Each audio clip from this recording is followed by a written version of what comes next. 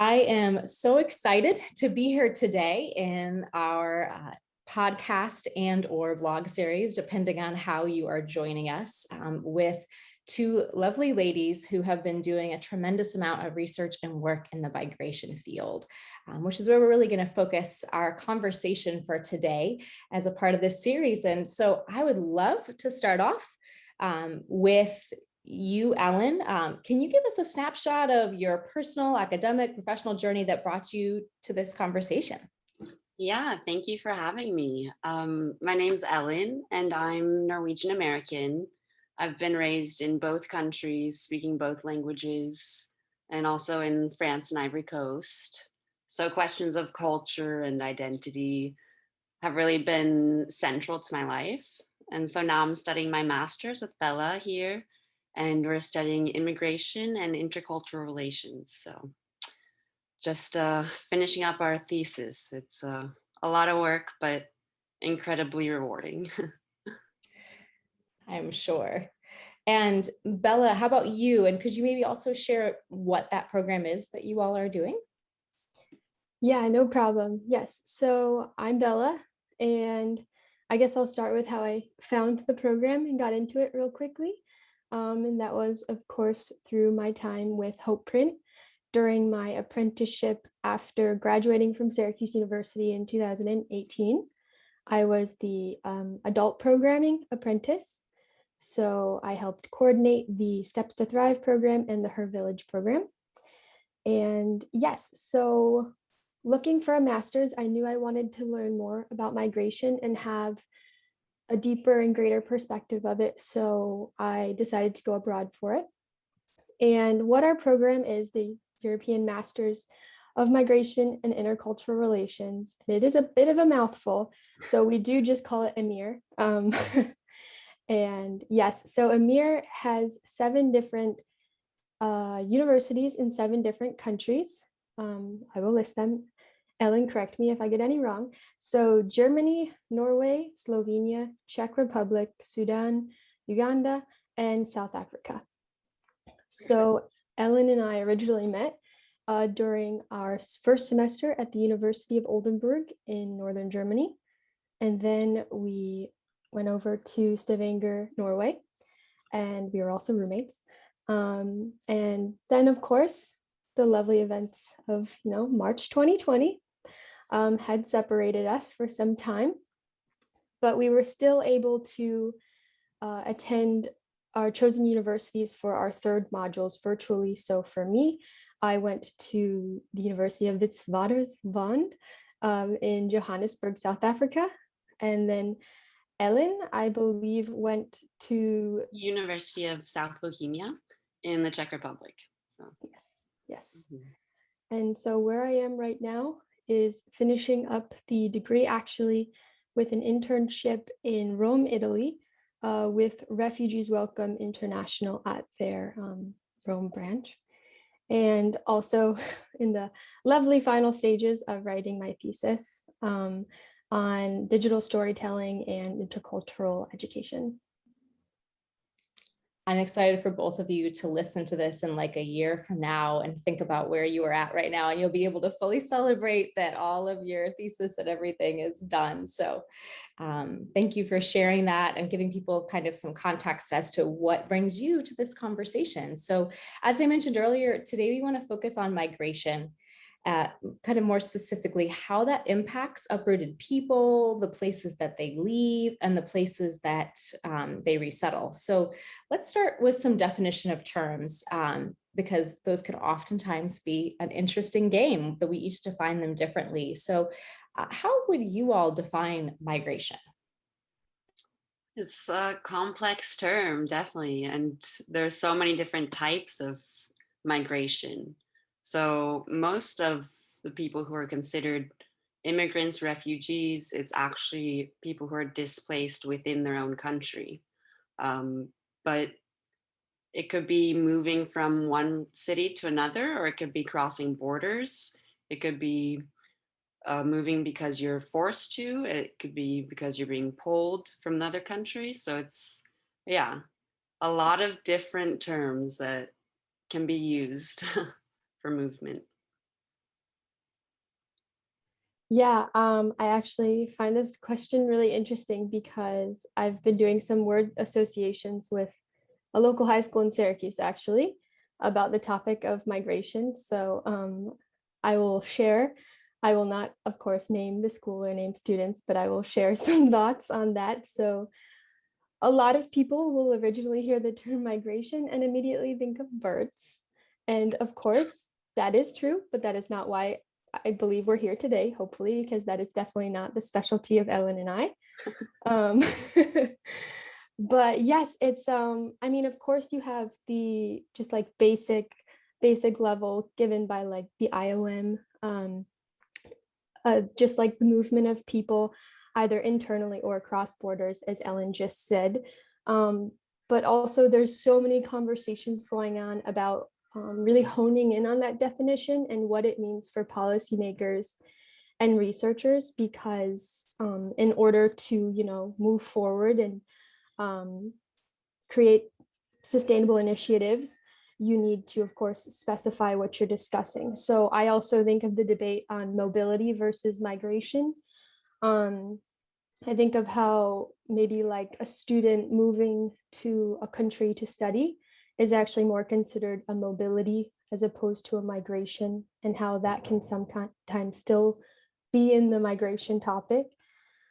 And I also think about the necessity, and this is something that Ellen might be able to speak more about because it's actually a research topic that we had in a class once, but the necessity to be specific about the type of migration for policymaking. So for example, for like climate migration for the climate crisis, how crucial it is to really hone in on these definitions. So I'm really happy that we opened this one because it's a very important discussion to keep having. Yeah, and important to emphasize how how nuanced it is, how many different types there are, and how it's constantly changing. It's multi levels. There's, yeah, a lot behind the question. So, Yeah. Absolutely. So just in what you were just saying, I want to tweak my question a little bit to hone in on the type of migration that we want to talk about. So there are a number of migrants that come to the communities that that Hope Print works in, including Syracuse. And we oftentimes will refer to our mission around specifically neighborhoods and communities where refugees live is where we work. And so, as you just noted, refugees are a specific people who are migrating, right? It's only one group of many different types of migrants. So we kind of, for this conversation, focus a bit more on those who are refugees. Can you talk to us, what are some of those factors that are causing people to migrate per that particular type of situation? yeah, the UN Refugee Day was actually just 4 days ago. So for my internship with the Norwegian Peace Council, we were really focusing on what is the status of refugees globally today. And it's the world's never seen this high levels of refugees before. In fact, it's 1% of the whole world is considered to be a refugee, which is a very high number. And there's so many reasons that people are forcibly displaced from their homes. And right now, like Bella said, I think a huge focus should be turning towards environmental factors, because that's something that is continuing to grow and it's only going to get worse within the climate crisis. But there's also questions of violence and oppression from government, from states. Yeah, yeah, a lot of conflict. Mhm. So yes, I want to talk, but excuse me if you hear any like background yelling from neighborhood pets. It seems to be a concert that occurs a couple of times each afternoon. One gets going and they really just bounce off of each other. Um, but yes, of course, like to at the basic policy level, like to be a refugee, it means you fled your country due to fear of persecution, climate issues, conflict, etc. And yes, it is important once again to keep understanding these reasons because, and also I'm happy that Ellen mentioned the World Refugee Day because it was also the 20th anniversary. Um, so I thought that that was really interesting to learn from. And I too attended some events for my internship. Um, and yeah, so for these reasons of understanding what it is to be a refugee, I also think we need to not get too caught up in like the policy jargon and descriptions as well, and just go straight to the person, because I think the most equitable way to like further this definition is to understand that from the perspective of one that's experienced it, because um, it's something that we will never understand for many. Absolutely. Couldn't agree more. Um, I wonder for those who are listening who may not have gotten that chance yet, these terms we're talking about are so big, environmental issues displacing people, conflict displacing people. Could one or both of you maybe just give even just one snapshot, maybe it's in a community that you already worked in or some of the research you've done, of some of the ways that that looks? I can talk about, since we're talking about Horn of Africa and Norway, there, for example, the Somali population is a big refugee population that is living in Norway. And for the past several decades, they've been coming over and have a huge community, especially in the Oslo area. So at first, it was a big contrast from previous waves of immigrants. And now it's one of the dominant immigrant communities, especially refugee communities. And yeah, seeing the way that they've blossomed in Norway and how there's so much, yeah, they give a lot to the community, both the political ways that they are active, and also with the obvious food and the culture, the languages, and yeah, seeing how they go from the status of refugee to Norwegian, and how you can be both at the same time. So that's an example that sticks out to mind. I think maybe just to clarify a little is, so they come to Norway, and that was a wonderful experiential snapshot of how you see in your own country, right? Them resettling and finding a new home. I'm wondering if we could maybe just back up a little bit, whether it's around Somalis or elsewhere. When we're saying environmental factors are displacing people or conflict is displacing people, what are we talking about? Those are very, very large terms. Clearly, probably the three of us in this conversation are pretty familiar, but for those who are listening in who might not be, could we give some just snapshots of what are those types of things that are displacing people? Mm-hmm. So, for example, fear of persecution from government, or Bella and I were doing a research paper on environmental refugees that were in Bangladesh. So if you're in a place, your home is somewhere where there's constant erosion or floods, then you can no longer physically live there. You can no longer work there. So then you have to move from your home. And many times people do that within Bangladesh, with the case that we were looking at. But now, more often than not, they have to go find protection, safety, a new home in a different country. So that's, yeah, a big example is how your environment around you changes because of the climate crisis, and you have to move. Yeah, and I mean, to add to that, I mean, even in the US, like in Alaska right now, we're seeing it happen. We're seeing melting in the Arctic region. And I know that there's a lot of research going on right now about making some kind of solution for this. Like, is it going to be a physical solution of like building bridges? Um, are people going to just have to, for lack of better words, just give up on that space? Or kind of just like Ellen was saying, like it just gets to a point where it's no longer livable.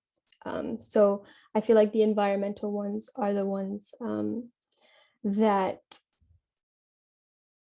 are not discussed quite enough. And I'm still learning too, by the way. I don't want to talk like too much as like an expert. I learned a lot in this paper that we worked on together on the coal industry in Bangladesh specifically, and how it does affect the environment and local people. So that is just kind of what I can say about that direct impact. And also something I like to add that I just learned and I was kind of blown away was that over half of all environmental refugees or climate migrants are women, up to 60%. So I think that gender is also something that is extremely important to talk about. And yeah, to see how things aren't equally felt across the board. So I often wish that I could just dive into you all's research papers and get to learn all the amazing things that I'm sure you're learning in your program, and with the exposure that you get to so many different countries and contexts and perspectives. So thank you for continuing to bring little snapshots of it to us here. So Ellen, you had mentioned earlier some of the impacts that you've seen particular to the Somali community migrating to Norway, and the positive impacts, it sounds like. And you referred very briefly to maybe some of the tensions of original transitions in the community around welcoming people that had different culture, different language, and for the people coming, right, on both directions, just the adjustment that takes. But some of the really beautiful things that have emerged there. Bella, I know you are from Syracuse, so other side of the pond, and Syracuse is also seeing a large number of refugees. What are some of the ways that you've seen migration impact the Syracuse community as people continue to resettle there and make it home? So yes, I love Syracuse to start, and I miss it so much. So how I've seen it is it's a little, I could not teach, I could attend a whole class about it, especially with the North Side neighborhood in particular, with the history of migration. And so I guess, are we going to focus on refugees specifically for this?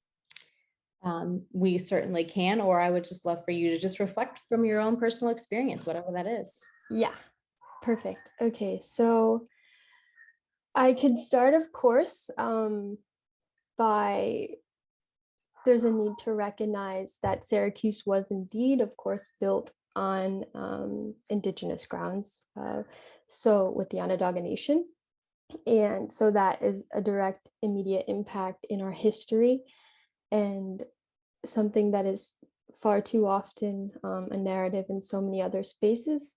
But following that, the history, of course, I could go into the history of Italian and Irish immigration. I remember actually discussing this at a Hope Print Her Village in 2019 or something, I think. And I remember just being absolutely fascinated by our history. But I am not going to spend too much time on the historical aspects because I do want to discuss the current. So how I've seen it directly impact the community is similar to the reasons in which Ellen stated in Norway, in the sense that it has been a political impact in involvement in voting, etc. And then, of course, an economic boost. But I want to be like wary of my language, because I never want to say like these individuals should be here because of this, because I think from the bare bones of it, they deserve to be here as much as I do. So I'm just going to say some specific examples of what I've seen. So for example, you can of course see the economy with businesses that we've seen in the North Side. So there's some refugee owned businesses, and then also some practices. I don't know if maybe this is like something that I only know because of Hope Print, but I know that like our wonderful Nepali community has been giving like immeasurable impact in the agricultural industry. of Syracuse, and you can also find them at our local regional market with delicious foods. And but also just like the farming practices as a whole, I mean, we're still learning new ways to um, grow as a community. So it's always beneficial when we get new international perspectives in our small city. And that's one thing I wanted to mention too. Whenever I talk about Syracuse, like when I am in class in Germany or in a meeting here, like everyone's always fascinated with what's going on, and they're imagining this like huge city that's like the size of New York or something. And I'm like, no, I don't know our exact population, but it's not that big. But I think you can see that growth, and I think you can see that direct community offered by those that we have in our home. And I think that migration has given our little city in upstate New York quite a big print in the globe as a whole. And maybe that's me speaking like way beyond, but I really do see a lot in Syracuse specifically. And of course, in the other small cities that may be involved with like a Hope print, for example. Beautiful.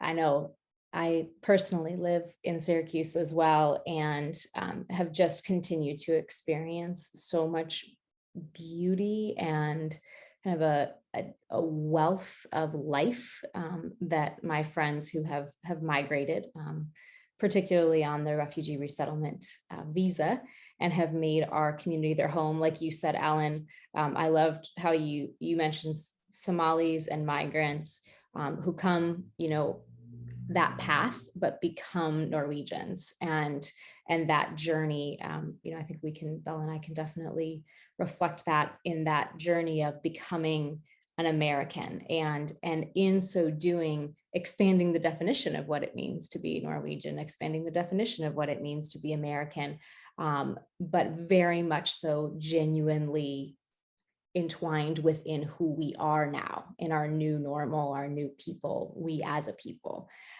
is personally a really beautiful thing to watch.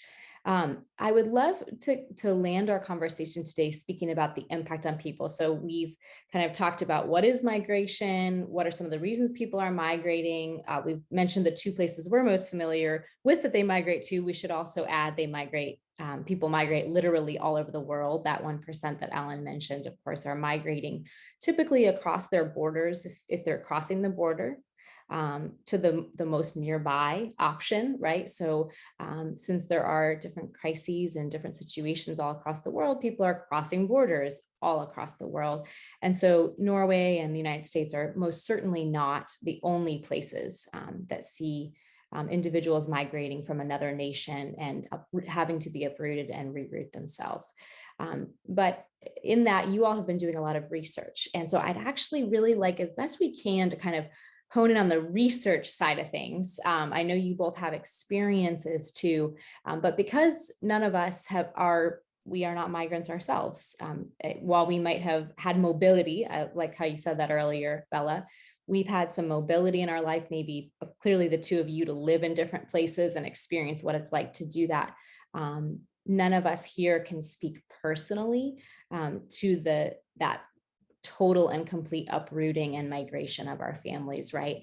But I do know that you all have done a lot of research about this whole topic. And so I am sure you've come across some of the understanding of how it seems to impact the people migrating, right? So this isn't just an issue, it isn't policy, like you said earlier, Bella. This is about people, about moms and dads and families.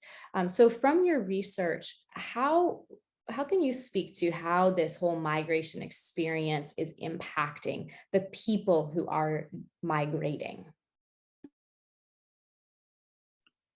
Well, it's fun that you asked that, because I was actually, with this question, I was thinking how it's so important to emphasize the emotions in the research, and how when we're talking about immigration, a lot of the times, at least with our work in research, it just becomes very political, very analytical.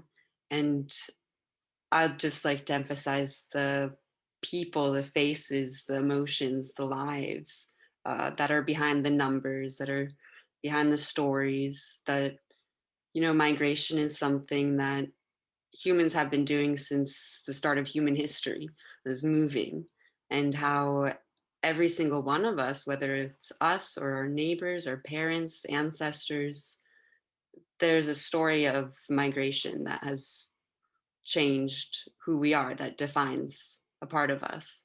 So even though that's not very research oriented, I think it's incredibly important to have that be central to any of the stories we tell or statistics we learn. Yeah. Yeah. So to answer this, I'm gonna do it. I really liked Ellen's answer though, of course, with the faces behind and the lives behind everything. Because I do think that's so important to consider. And taking that idea, I think that's why it's so important to understand the benefits of going. So I'll try to speak for every community that could be watching this. So the benefits of like qualitative research, with this in mind, like going into a field, like going out, going to do interviews or have collective like discussions, focus groups, etc. on this topic in order to learn from it and to move forward to create sustainable solutions. And of course, it's important to be inclusive of this process and try to have those with migration background at the root of the researchers in order to better understand, of course. So how I'm going to answer this is a bit of my research and experience. So right now where I am in Italy, specifically, I am working in reception work. I guess you would say is the overall broad term of it. So Refugees Welcome focuses on domestic hospitality in Italy through matching refugees with families, as well as mentorship programs. So what I've been doing for my internship project, which is like because you can't just write a thesis and have it enough, you also have to write a paper about your internship, which is fine because I'm really enjoying it.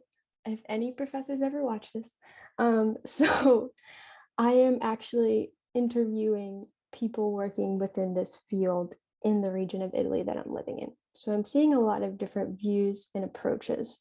And what I can kind of like, and then also with my own experience with working with Hope Print in the past, what I can kind of summarize it in terms of the experience that an individual can have are divided into a series of formal and informal processes.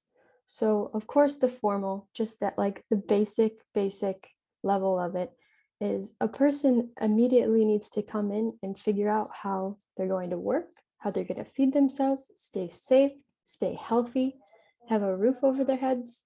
And it is so many things in so little time. So for example, I know in Italy with like initial reception centers, you might be in a space for 6 months with the opportunity to extend it if your proposal is granted. So once again, those are legal processes you have to go through, and you're continuously having to tell your story. You're continuously having to share with individuals that you probably never met some of the most personal things that have ever happened to you.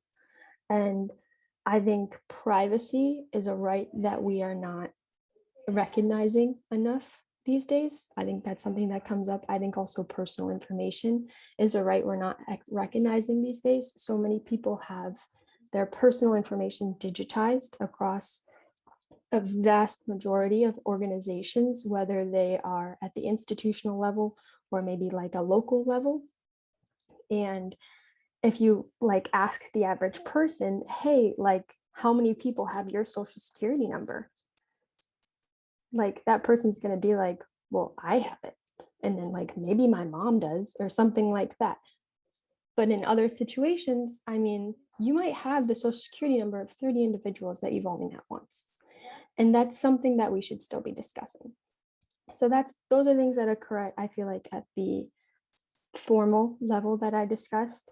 And then at the non-formal level, if you ever want to talk to any of them, Ellen and I are happy to introduce you to our classmates that are specialized in psychology in migration, because that is definitely a conversation that I do not have specialty in to speak to right now. But it is absolutely something to consider. And I think that it is also maybe oversimplified too, because we recognize that not every trauma is the same. And also we recognize that maybe we shouldn't be projecting traumas on other people too.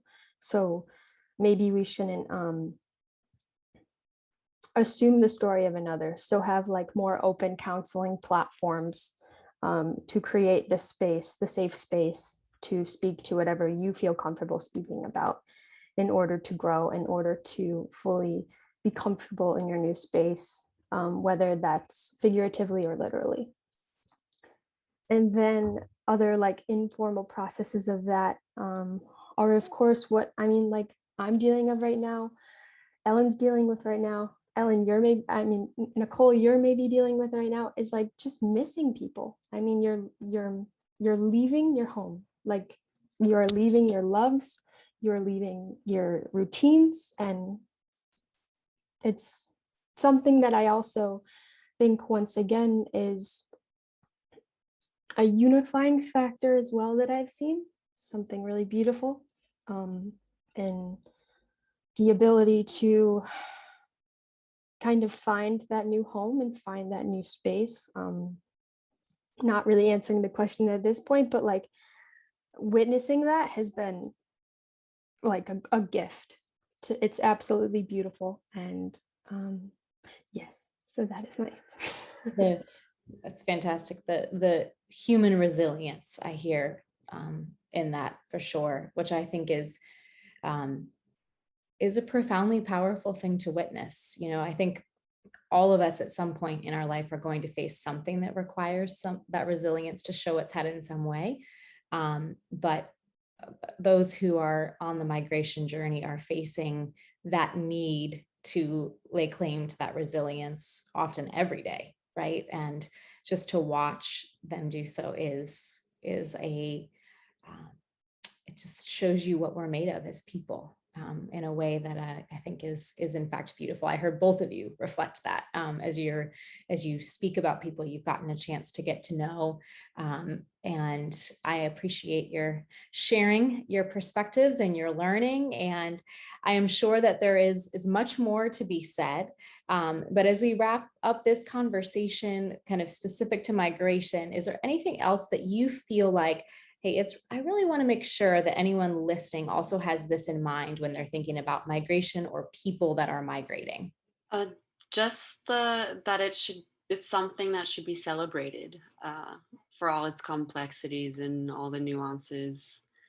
It's something that, yeah, it's heavy in a lot of conversations, and it's fascinating. It has a lot of history, a lot of politics around it, but at the root of it, it's something that should be celebrated, whether it's in yourself and what you've done and accomplished, or again, neighbor, friend, family, even strangers. It's something that we should seek to find and connect with and uplift. Yeah.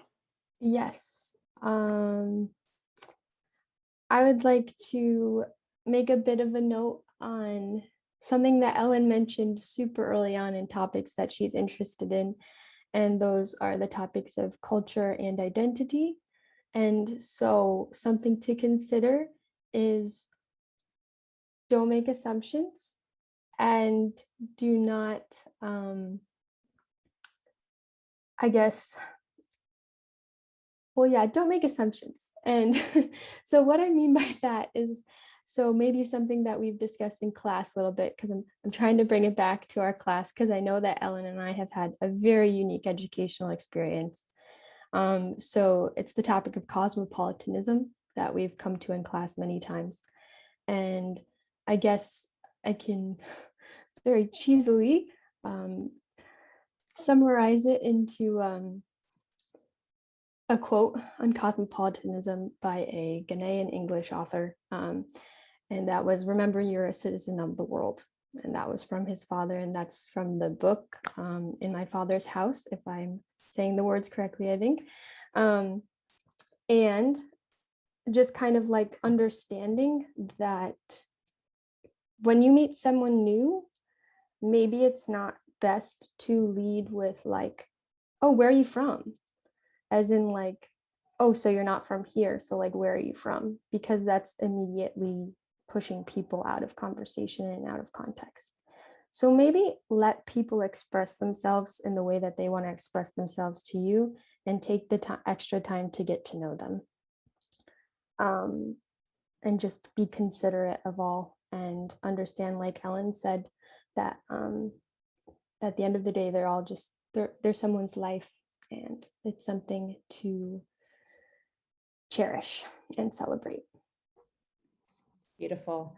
I think the one other thing that comes to mind that I think is always important to mention in migrating, you all referred to earlier, that really all of us have roots in migration. And they might be farther away for some of us, multiple generations, or we don't even necessarily know how far back, we just know it happened at some point.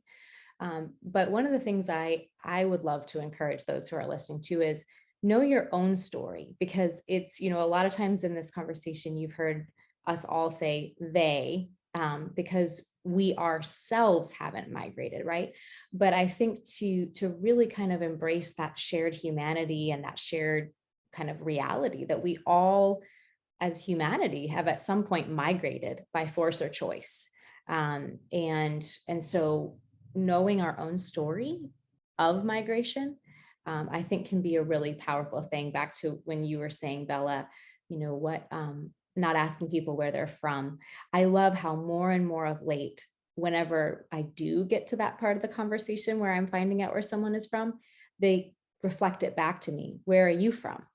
And I have found such beauty in being able to more fully answer that question of late, and have watched just such a difference that it makes when I don't answer, I'm American. For me, I'm Scottish and English and Norwegian, actually. I've got more Norwegian in my blood than anything else. I found out in my DNA test, which was kind of fun. But those little pieces of my own family history, the more that I know them, the more that it puts me as, here I am. I'm just multiple generations down the road. And that means my family went through this journey at some level as well. And so we come together as a human family, who's on the move, either now or has been or will be. But the thing that really brings us and binds us together is the fact that we are still all, at the end of the day, human beings. And that we all have blood pulsing through our veins and brains in our heads, and the opportunity to love and to care for one another, and to create the beautiful, diverse community that comes when we all come together, right? So I'm so grateful for your time today to speak to this topic. I know I already said this, but for those of you who are listening, we have literally just done like an intro to migration. There's about 50 different layers that just the three of us, I'm sure, could talk about. Let alone all the wealth of people who have far more expertise and research accomplished than we do. So if you're listening, encourage yourself to go learn more. Let this be a little taste test. Go dig some things up in terms of future resources and things like that. We're happy, any of us, to point you in some of the directions to learn about some specific issues if you have an interest. But let this only be the beginning of what it looks like for you to better wrap your mind and your heart around migration and the issues that it includes. So thanks again, ladies. And we will be back with all of you who are watching and listening for our next episode. And I will look forward to the ways that life connects me with the two of you into the future. Thank you so much. This is wonderful. Yeah, thank you so much. And it was great to see you again too.